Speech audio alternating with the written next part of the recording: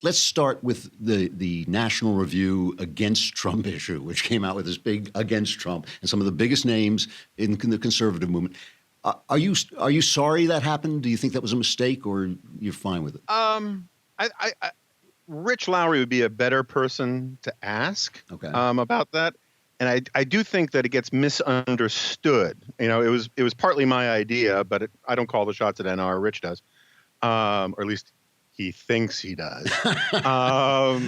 But I think that I think historically it will redound to our benefit. I think it gets misunderstood by a lot of people who call it the never Trump issue. There are lots of people who contributed to it who were, in fact, became sort of Trump supporters. At least I believe there are.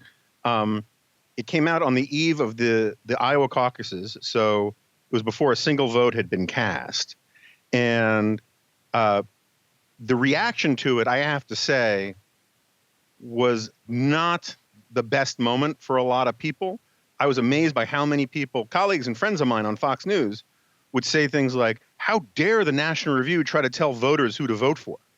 And like, what do you think political magazines do? I mean, what do you think an endorsement is? I mean, so it was very interesting as sort of a die marker about the populist moment when it came out, where we got lumped in with these outrageous elites in the establishment trying to tell people what to think, when that's actually sort of been part of National Review's mission for better part of 60 years. Right. Not to tell people what to think, but to make arguments for a certain position.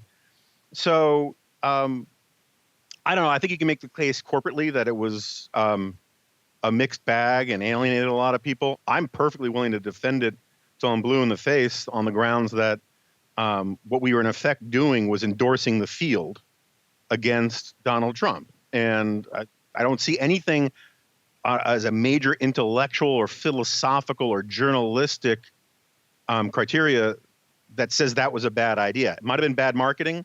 It might have pissed off a lot of people. But I'm fine with all that.